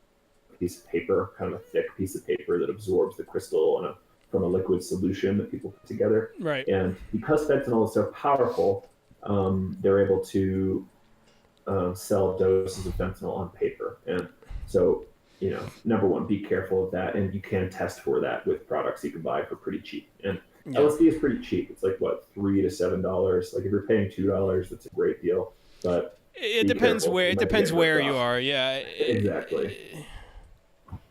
And the internet is quite the thing. With all those scheme dollars, you guys could really do something once you convert them to an acceptable currency in certain markets. So where do I want to go from here? Okay, there's another one that you 2,5-I-N-bomb, which is huge. Test for that. Okay, now you're clear. Now you're safe. You've got acid. And start small. Start really small. Quarter hit, maybe even smaller. Some people won't feel a quarter hit. Some people will. Yeah. And know that a quarter hit doesn't always equal a quarter hit. You don't know the way the person put it on there. So a quarter could be really powerful or it could be really weak. I think the range is 30 micrograms to 250 micrograms is what people have analyzed on the market. Yeah. So you could be getting a great deal or you could be getting ripped off. I've generally seen between about 100 to 250 micrograms, and usually about 150 seems to be average. Right. That's the way they mark. In the microdosing world, they want you to assume a hit because there's so many hits out there that are less and so many that are more. And you got to feel it out. So, a lot of controversy on that subject, but once you get in there, it's quite the thing. You really should kind of do some prep work, maybe make sure you're in a really great place geographically or temperature-wise, mentally before you do it. Yeah. Hopefully I'm going in the right direction for you here. Is this Oh, you pretty can good? you can go any direction you like. Yeah, it's fine. Cool. It's interesting to me because this is I had some friends in high school that would do this kind of fight club thing where they would try to outcompete each other for how much acid they could do at Oh school boy. without telling anybody they were on acid. Wow. So I never knew. I just thought these guys were crazy lunatics. Like I've never heard somebody narrate a risk game so well. Wow. It's like that is quite the thing to be hearing in math class, dude. Um, so that was kind of my first exposure, I think, to somebody high on acid was definitely in high school. Yeah. And I didn't even know it till later. And then my kind of intellectual idol, Dr. Stanislav Grof, came into my life freshman year of college through that book. I was kind of in the passage of the book I was referencing earlier, that book, Holographic Mind, and Yes. fascinating. And then I started reading everything I could by Dr. Stan Grof, who had the opportunity to do tons of medical research with LSD and treated tons of alcoholics, tons of people with serious trauma, people dealing with end-of-life anxiety from terminal cancer, stuff like that. And Right. I was just blown away. I'm like, okay, all of cool, and also with breathwork. So I'm like, okay, there's some sort of equivalency there. And too much acid. I'm trying to read these messages as they come in. Definitely agree. Mood, set, and setting are huge things to calculate. Like if you're going to a Dead show, hopefully you love the Dead. If you don't, who knows? I love the Dead. If you don't, you will. Yeah, there's a chance. There's a good chance. Pretty good. You might actually get it for your first. So wait, let me interrupt you real quick because so because we're talking about LSD and I was gonna mention this at some point. You already mentioned microdosing, which I'll come back to in a moment. Since you mentioned the Dead, what about megadosing? You've probably heard of the infamous thumbprint. Yikes. So real quick for the audience who might not be familiar, I'm sure some of them are. A thumbprint is when you're initiated into a certain sect of Grateful Dead followers. I won't talk too much about it. And in order for them to gain your trust and know that you're not a federal agent or whatever, what you do is you take a vial of LSD which contains a gram, which is roughly about 10,000 hits. You open the lid, you turn it upside down. Well, you cover it with your thumb. You turn it upside down so it gets all up in your thumb, and as you know, you absorb some LSD through your skin, although I find not that much. You let it kind of drip all over your thumb there, and then you take what's dripped all over it and you put it in your mouth. And there's no way to know for sure. Have you done this? You're speaking with incredible detail. No, I've not. I have taken a tremendous amount of LSD at one time. The most I ever took was 100 hits, and I do not recommend anyone ever do that on purpose. No. But nonetheless, so with this thumbprint, there's no way to know really how many hits you're getting. People have estimated that it could be between 300 to 500 hits at any one time, which nonetheless, any more than like 10 is pretty crazy. So what do what's your take, observations, experiences on that? I don't know. I don't think I'm the time for that shit. It's really intense. In the 60s, when you were doing the full-on counterculture thing, 70s, 80s, like humans probably had time for that kind of thing. But you're kind of writing off a month of your life, I think. Oh yeah, or more, yeah. To land or more, yeah. Like you could be gone for 6 months. Could be tremendously difficult to come back. I suppose it's a great way to root out spies, but I don't, I don't know. Like, I don't think there's value in that individual. I think there's a much more intelligent set of ways to do it that you could get a lot more benefit. You'll see this image that some Grateful Dead people get, which is like wings, like steal your face with the wings. Yep. And I think after you do the thumbprint, you earn your wings, which is like, is it worth it? I don't know. I'm more involved in other stuff. really want to get that into the dead culture. Though I'm sure there's an incredible amount of wisdom and joy in that world. It's just not for me. Yeah. 10 hits seems to be like the extreme max that most people should do ever. Yeah, the lay person. So yeah, to talk a little bit more about like toxicity though, there is kind of a theoretical lethal dose, but it would be so extremely expensive that it wouldn't really fly too well. Like it's multiple grams. I think Yeah. 3.5 grams is the approximate, dose Oh, well, or so, which is a tremendous amount. It's that would that would be cost, like a full finger and a full thumb of powder. and that would cost probably well over 20 grand. Yeah, so Yeah. there's a lot cheaper ways to die, people. You're gonna die, and don't waste your money. Like start small. Like this is awful in the micrograms, and that's again why it's important to test your drugs. If you're hanging around with drug dealers, be careful. There could just be a big pile of powder worth 20 grand lying around on the table. You don't know. Yeah. And you hope it's what you wanted to do, but it might not be. Right. And then you accidentally did 100, which isn't the best. So yeah, that's kind of where I land on the thing, the thumbprint. So what about microdosing? You brought it up. I wanted to bring it up. It's something my wife and I both experimented with. She actually she has epilepsy, and although she uses cannabis quite regularly and with great benefit, we've also done some research with LSD, and she's taken LSD. We've noticed that I've read a lot about how it stimulates neural growth and they have been doing some research and studies with LSD on neurological disorders, and I can tell you anecdotally, she would tell you she's derived tremendous benefit from microdosing for sure, or even just a standard dose once in a while does her a world of good, as it does for me and my PTSD. But I microdosed a lot through my last year in college. And it's just something I wanted to do. I was writing about psychedelics. I was about to have a psychology degree. I want to go, as I go for my master's, I want to do more research with psychedelics. And so I wanted to be able to say, hey, these papers I wrote and got awards for, I did this while, microdosing. So I feel like it lends it a little bit more credibility. And then I've done a lot of reading about, even in mainstream magazines over the years, have written about microdosing in certain industries, particularly I think in Silicon Valley. There's been a lot of talk about it. So I wonder what you know about that and what your experiences are. I've never done a series of microdoses, but I can say that there's a decent amount of research that's been done and is in progress.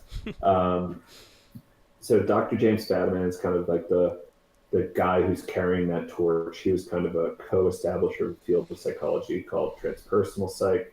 Right. And he was active in the San Francisco Bay Area doing a lot of really interesting psychedelic research. And microdosing being substantially less threatening to individuals than normal dosing or macrodosing has really taken off in popularity. People are using it to make more money. Capitalists are using it to become better capitalists. I'm sure senators are doing it to be more effective on their bank accounts. And I don't really know what else to say about senators, but individuals are using it to. There's a lot of applications. Like if you're working to solve a problem, like how do I design the house I want to build, or how do I figure out the next 10 years of my career in the next couple months, like perhaps microdosing is for you.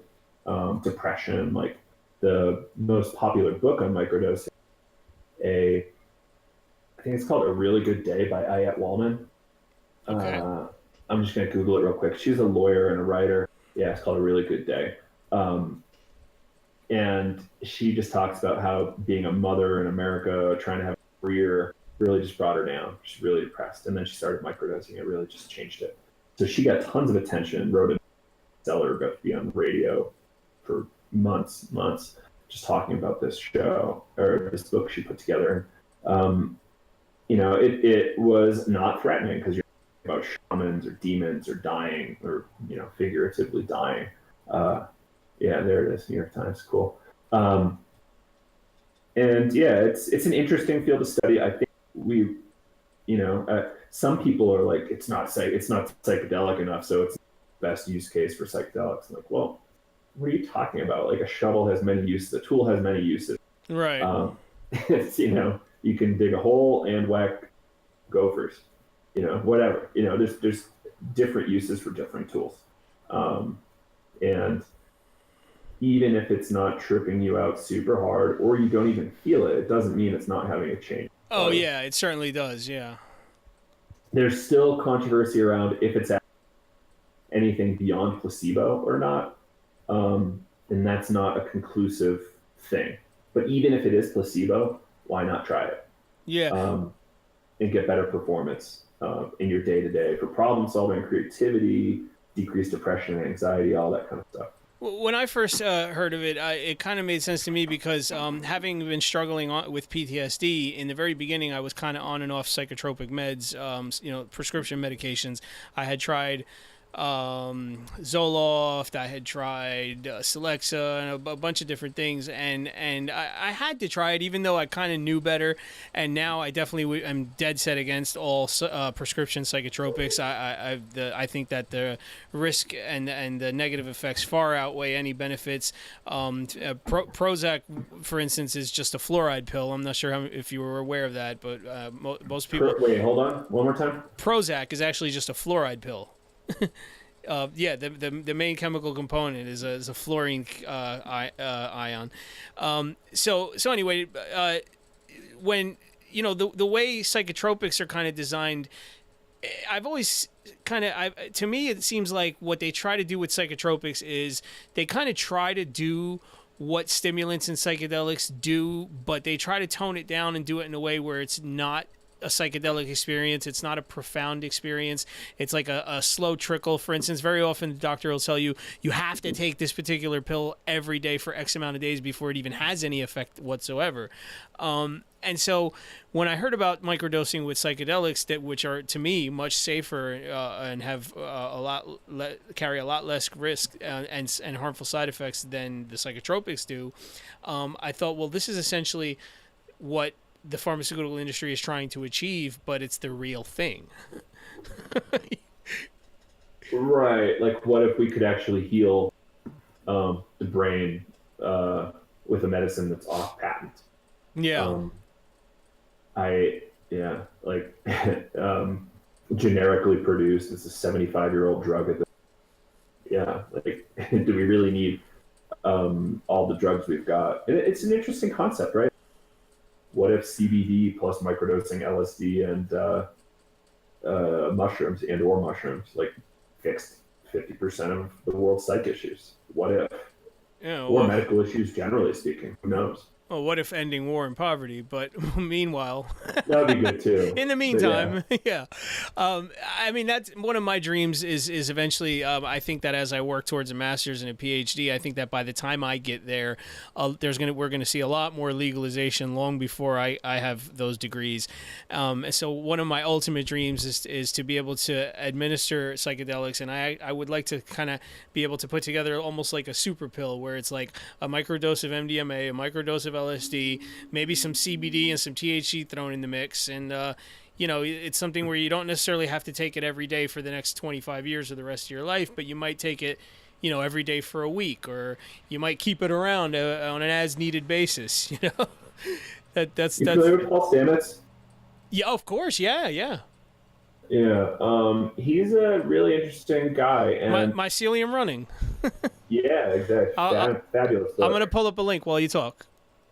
Yeah, so he created a patent on, I think, conceptually what you're talking about here, and he presented a lightweight version of this at the 2017 Psychedelic Science Conference in Oakland, California. Ooh, I missed that. Okay. It was the largest ever psychedelic conference.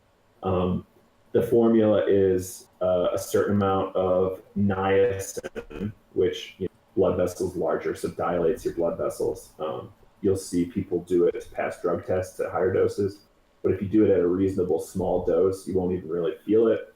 Your blood vessels will dilate, and these things like psilocybin, ibogaine, lion's mane mushroom, all have very interesting effects in the body that really could reverse a lot of disease and get you to a really healthy point. Yeah. Perhaps even reversing things like ibogaine. So, doing something like this, we'll call it just the Stamets microdose protocol. Yeah. I think you could really, heal nerve injuries. Say you lost a finger a bunch of years ago, you could really get the nerves to come back to a more healthy degree, or post surgery, perhaps get your feeling back sooner. Yeah. I had a bunch of surgeries 2 years ago, and my nerves aren't necessarily fully back yet. So it would have been really cool to heal those within 6 months as opposed to 2 years. And there's no clinical research on this yet. Do some research and report back. The simple protocol is niacin, psilocybin mushrooms, and lion's mane mushroom. Both of those mushrooms are shown to do neurogenerative things. In a paper out of Japan, scientists reported actually Alzheimer's disease in mice. Just with yes, I saw that. Yeah. That was kind of recent, wasn't it? I think within the last 2-3 years. Yeah. And that's why Paul Stamets said we should try this. So we don't need to grow psychedelics to get benefits. We can, but there's all sorts of other mushrooms that we should probably also be growing at home. Sure. To, save on the exorbitant fees from Whole Foods or wherever else we're buying. Oh yeah. I turned. It was actually I turned a friend of mine on to psychedelics by showing him Paul Stamets. I think it was a TED talk he did some years ago where he first talked about not only did he cure his mother's breast cancer with some of the mushrooms he was growing, but he talked about how he was first turned on to mushrooms in general when he was a kid. Well, not a kid. I think he was in his late teens, early 20s. He had a terrible stutter. And it was psilocybin mushrooms. He tried them for the first time that completely and totally cured his stutter. So my friend had been kind of asking me about it because he knew I'd been studying psychedelics and trying them, and he had a terrible stutter. And I said, look, just watch this video with me. And he is his stutter isn't completely cured, but his social anxiety is completely cured, and it's gotten a lot better. But I don't think that we've really done. Again, we haven't done it in a therapeutic setting. I don't have a DEA license to to do these things in broad daylight. So nonetheless, I've seen the evidence that it can work, and Paul Stamets is definitely shown us that. So one thing, we're getting down to the nitty gritty here. We're down to almost the last 15 minutes. And one thing that's come to mind is if we're not going to end the war on drugs anytime soon, although I think that we're getting there, do you think that psychedelics can be instrumental in at least curbing the opiate epidemic? Yeah, 100%. How so? Why? So the number one thing I'm thinking of is this particular compound ibogaine, which has a long religious tradition in Africa. It has special properties that help people detox very quickly from opiate addiction. You've seen something like train spotting where they're sick for a week or two, just puking their brains out in their room and not doing anything.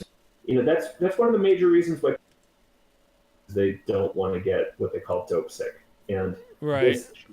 It's a terrible experience. You or I don't want to do this drug unless we have to fight in a like that theoretically could kill us. And it's not a pleasant trip from what I understand. It can be extraordinarily intense and painful. And feel free to throw out questions, man, for sure. So there's that, and that's used in clinical some places in Europe, and people can even go to Africa and work with the tribe where this is traditionally used to help them detox. The religion's called Bwiti, B-W-I-T-I. It's an interesting underground figure, or a person who was doing a lot of underground therapy with heroin addicts in a city called Dimitri Janis. Amazing anarchist. You should probably try to get him on the show sometime. Oh, He would probably blow your mind. He's outrageously fun to talk to, okay. intense. Um, he spent years, almost dying from heroin, and then just decided to commit himself to helping a lot of folks. Eventually got arrested, had a very high profile court case, was acquitted, but he no longer does it. But there's plenty of folks doing it underground in the States. There is a cardiac risk from it, so you got to be careful there. It's kind of a drug of last resort, but people are into it, and if you know somebody with addiction, maybe look it up. I think we all know at least one person. Yeah, right. Like the stuff I've seen, it's unbelievable. I'm impressed more people haven't died, or happy more people haven't died from it that I know personally. So there's also that, and that's a really magical to be able to say, okay, I no longer am quote unquote dope sick. But then say you piggyback another therapy to kind of try to reinforce and re-imprint. Like the problem is these things are habits. Like we don't like anybody in our city, so we go turn to heroin. We don't have any good like social networks, so might as well do this thing I'm addicted to take up the place of it. So it's kind of how that works in a lot of ways. Like you have to treat an addiction, often you have to replace. Hopefully it's something healthy, like a good relationship or cooking, or ideally it could be something like yoga that's free. But some people have to, get into, more expensive habits and hobbies to replace it. Yeah. I know a few musicians who just had to get outrageously into music to replace their addiction. I've also seen cannabis do wonders for dope addicts. Yeah, absolutely, and crack and CBD is huge for lowering anxiety too. So there's a huge suite of tools we have, and we haven't really even scratched the surface of treating, well, in this modern day of age. Like, so one thing I always like to mention is science is still really young. Like we've only really been doing science well for the last 50 years. Right. Like double-blind, placebo, randomized, RCT, all that kind of shit. Yeah. Super expensive, but it's a more firm truth than we had previously in a lot of cases. Yeah. Science is only provisional truths. It's true until proven incorrect, and then we got to model. So all provisional truths, and we have a lot of evidence from old studies that psychedelics treat addiction. There's a lot of it. It was a standard treatment option in certain provinces of Canada until LSD became the devil drug. Yeah. And it was extraordinarily successsul, even in Hollywood with LSD, up in, before the 60s even was a thing, like through the 50s, I think. So there was kind of that like first series of people doing it. So addiction, I think we could really, decrease the harms of addiction through appropriate and judicious psychedelic use. Yeah. One thing we haven't touched on at all, we're getting really down to the nitty gritty, but real quick, and I actually wrote a paper on this my second semester in college, peyote. It's certainly a psychedelic substance. I think it's not quite as popular. I don't meet many people who've ever been anywhere near it, other than mescaline is a form of peyote, and honestly the last time I've seen real mescaline, gosh, I want to say I was probably like 19 years old, so that was the early 90s. I don't know if it's even still around. I know that peyote is. When I wrote this paper, I had the honor and privilege of actually emailing with Alexander Shulgin before he passed away. Oh, wow. But he passed me off to a lady by the name of Patricia James. He said he really didn't have much expertise and experience with peyote. His thing was the research chemicals and MDMA, of course. So he put me in touch with a lady by the name of Patricia James, who studied under this physicist David Wolf. I don't know if you're familiar. He was in the movie What the Bleep Do We Know? And she is a traditionally trained Cheyenne peyote priestess who performs legal peyote ceremonies out in California. Now, I never actually met her in person, but I did get to interview her. I wrote about her in my paper. just realized I've never invited her on my podcast, so I'm making a note here to do that. But so I've seen, so from what I've seen from the research I've done, and peyote has cured a lot of people's addictions, primarily alcoholism. Alcoholism was a big thing running rampant through the Native American or indigenous people here, and peyote has definitely done a world of good for them. So I wonder, how much do you know about that in the last few minutes here? It's definitely very interesting. So there's a lot more people doing legal peyote ceremonies in the U.S. than you'd think.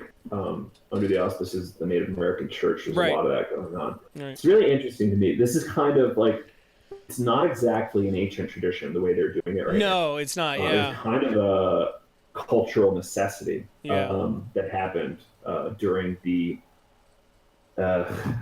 genocide Well, yeah. of the Native American people. One of the chapters in my paper is called "The Trail of Trips," Wow. because the Trail of Tears kind of introduced a lot of the Eastern indigenous peoples to peyote. Right. Yeah, it's awesome. It's Yeah. interesting because it's a very slow growing plant, cactus, and it's what I'm thinking about right now is very similar to the way peyote is used. Like the groups that are using ayahuasca and stuff, way lower usage rates of alcoholism, or cases of alcoholism, rates of alcoholism. That's the right term. So it's interesting that once you get in this cohesive community that's using on a regular basis together with intention, like some sort of religious or community-driven intent, you can have really profound changes on your life and your community, the life of your community. And I think there's some hope there. Interesting also is mescaline is found in other plants too, mainly cactuses, I think. And San Pedro cactus, you'll hear it called wachuma, contains quite a bit of mescaline. I'm sure there's plenty of other compounds in there too. And that's used mainly in South America religiously also. So it's interesting that both in North and South America, there's a psychedelic cactus tradition. I'm concerned about the extinction of cactus, of peyote specifically, based on overharvesting. And I think we need to be really careful there. I've heard that. Yeah. It's ugly, man. It takes like 15 plant to get to the point where it's producing pups regularly that you can harvest. Development of lands in the desert is really hindering growth of these things, like in Arizona, Texas, and Mexico. Prime habitat is getting inhabited quite a bit. So folks that are part of this old religion in Mexico, like the way we think about it being done in Native American traditions isn't necessarily the way it's done in Mexico too. Like they have their own little kind of Christian hybrid religions, and also kind of old religions too. I'm trying to think of the name of the people. The Huichol culture is one of the main tribes in Mexico that has their own very interesting tradition of peyote use. And they're using it through pregnancy, through birth. Kids are eating it. Yeah, children too, yeah. And there's no harm that we've discovered. Like there's no real difference in this population as opposed to their non-peyote using. Like people went down and did some medical research to make sure, because we were curious, and they appear fine, and they have their, really well-embodied religious life playing out. It's a really cool thing. I know some people that are really into here, mainly because you're going to throw up a lot. It's got a really intense stimulant property. I just need to feel a little bit healthier, and like I've kickstarted psychedelics today, enough in the right direction. I want to take time to do it. Yeah. And mescaline, black market mescaline, rare, yes. Runs about, I think, $90 per dose. Wow. Yeah, right. I'm out of the loop on that one. Yeah, right. And what would be interesting though is to get dried powder and run your extraction. The dried powder of San Pedro cactus could be procured quite cheaply. Huh. Yeah. So I'm not a chemist, so I have no advice on that. One of the things that I thought while you were talking about how the indigenous peoples and Native American church are having ceremonies legally and families. I know from interviewing Patricia James that they invite families and friends and the children come and sometimes children even ingest the substance with absolutely no negative effects and harm. And I think that that's one of the things that the war on drugs has kind of created this environment where we get to be in our late teens and grown-ups, and like we all of a sudden we go out there and we experiment and we go to parties, whether it was the hippies in the 60s or ravers in the 90s or people going to dead shows and festivals now. We have this very fine this very defining line, this separation between what a grown-up can do recreationally is sort of behind closed doors, obviously not closed gates, let's say. And we separate our children and our families, and it's no longer like it's no longer like culturally viable. Instead, it's commercially viable to engage in this kind of what's become this like debaucherous hedonistic behavior, rather than the way someone like the Native American church would engage in a very responsible and very culturally acceptable, and maybe even a very artistic manner where it is it's safe and it's healthy for families to engage in this sort of atmosphere, and I've seen that change with cannabis a little bit in states where it's legal. I lived in Massachusetts for a while, and like my wife and I worked very hard to normalize it in our family and our circle of friends, and unfortunately a lot of people are on the same page with us. But I think we need to go further with not necessarily normalizing drug use, but where it can't be that taboo like that. That's why it's caused so many problems over the years, where we don't even I grew up with just say no and dare, where like there was no conversation. You've seen these conversations, these commercials on TV, talk to your kids about drugs. There was no talking. It was quite literally, don't fucking do them. That's all there is to it, and that's not education. That's not a loving and compassionate and caring way to engage in a relationship with children and raise them to be responsible adults, and that's why we've seen the harm come from really intense recreational drug use. Yeah. For sure. I'm really loving how normalized cannabis is in Colorado right now. I feel like it's a really healthy kind of public relationship to it right now. I'm seeing people, I see some people way overuse, but for the most part, people are using it at appropriate levels.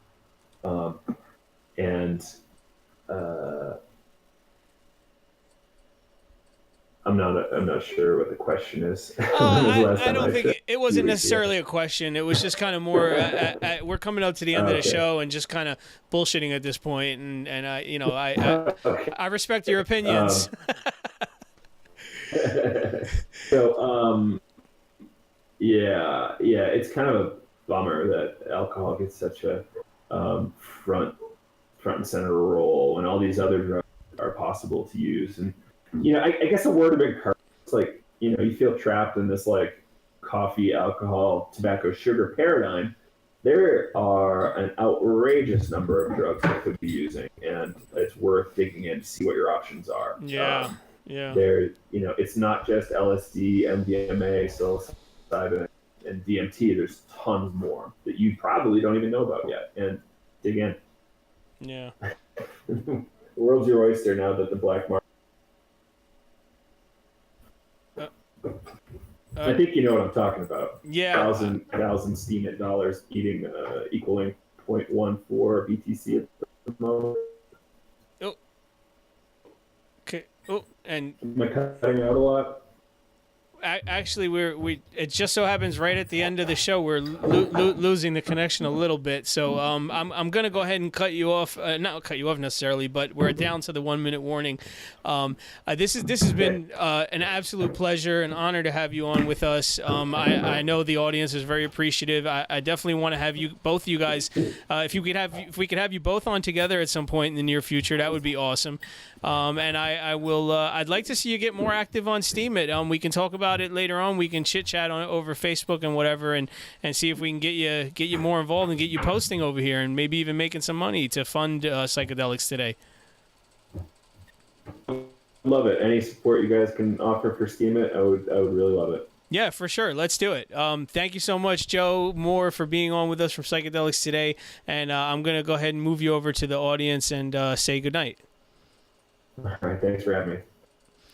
All right. There you have it, ladies and gentlemen. I am down to my Micro Machines voice. You've been listening to Hangin' with Who right here on MSPWaves.com each and every Friday, 6 p.m. Eastern Time. And that's 10 p.m. UTC. I always have to do the math in my head. It's 4 hours. I still have to do the math.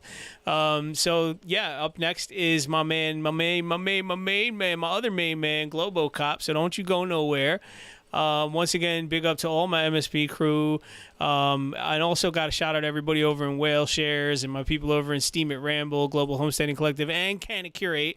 And maybe we'll get Psychedelics Today really involved in Steam It, and then maybe even involved over in Can It Curate, because that would probably be a very appropriate marriage. So thank you.